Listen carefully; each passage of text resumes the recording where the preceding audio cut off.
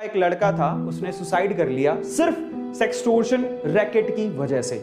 Online उसके साथ एक फ्रॉड हुआ, हम लोग उसको फ्रॉड ही कह सकते हैं। उससे सेक्सटोर्शन, सेक्स की यानी इंटीमेसी की वजह से कुछ वीडियोस कैप्चर हो गई और उसके बाद उससे फिरौती मांगी गई और फाइनली ये बात इतनी ज्यादा बढ़ गई कि उस लड़के ने सुसाइड कर लिया। अब इस वजह से मैं राजी हुआ, इस वजह से मुझे लगा कि आज मुझे इसके बारे में बात करनी चाहिए।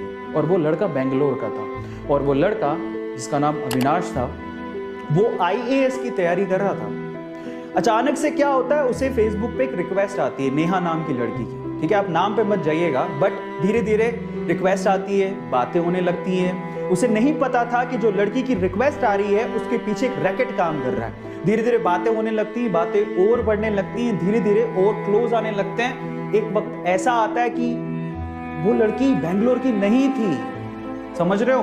वो कभी मिले नहीं एक दूसरे से, कभी नहीं मिले। वो बेंगलोर की थी ही नहीं, कभी मिले नहीं, सिर्फ मोबाइल पे ही बातें हो रही हैं। धीरे धीरे पर्सनल नंबर शेयर हो गए, फिर धीरे धीरे उन्होंने वीडियो कॉल शुरू किए, वहां से इंटीमेट चीजें शुरू हो गई। और एक वक्त ऐसा आया जब उस लड़की ने इंटीमेट वीडियोस शेयर किए, उस लड़के को बोला कि तुम भी इंटीमेट वीडियो शेयर करो, तो गलती वही हो गई। उस लड़के ने बिलीव कर लिया और उस लड़के ने इंटीमेट वीडियोस, लाइव वीडियोस जो भी था, ऐसे वीडियो कॉल्स किए जिसकी वजह से वो फंस गया। वो वीडियो रिकॉर्ड हो गए।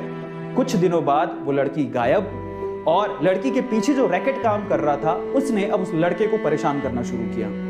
उसने वो वीडियो फॉरवर्ड किया और कहा कि आपने अगर इतने पैसे हमें नहीं दिए तो हम ये वीडियोस आपकी फैमिली को भेज देंगे या सोशल मीडिया पे डाल देंगे। डर के मारे, क्योंकि हम इसके बारे में बात नहीं करना चाहते। ठीक है, इट्स नॉट लाइक खाना खाया है, इट्स अबाउट इंटीमेसी शेयर की है, जो कि इंडिया में एक टैबू है, इसके बारे में लोग बात नहीं करते जनरली। ठीक है, सो जब ऐसा कुछ हुआ तो उसे ऐसा लगा कि यार अगर ये चीज पब्लिकली चली गई तो मेरी इज्जत का क्या होगा, घर पे मुझे लोग कैसे देखेंगे, मैं आईएएस की तैयारी करने आया हूं। ठीक है, एक ऐसा केस हुआ। उसने शुरू में पैसे दिए, उस पैसे, अब देखो जब भी आप पैसा देते हो ना तो उनकी भूख और बढ़ जाती है। तो जब उसने पैसे दिए शुरू में तो उन्होंने बोला कि उनका पेट भरा नहीं, उन्होंने कहा हमें और चाहिए। ऐसे करके वो पैसे मांगते गए, मांगते गए, मांगते गए। वक्त ऐसा आया कि उससे संभला ही नहीं, अब उसके पास पैसे इतने कहां से होते।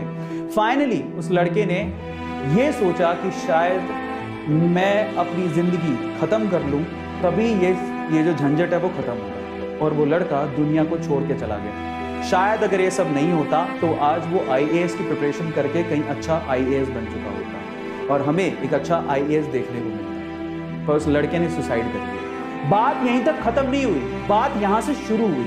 इतनी बुरी, मतलब मैं कहता हूं कि शायद कभी कभार ऐसा लगता है कि इंसानियत पूरी तरह से खत्म ही हो चुकी है। कि फैमिली जिसने अपना 26 साल का नौजवान लड़का खो दिया, वो लड़की फिर से उसकी बहन को कांटेक्ट करती है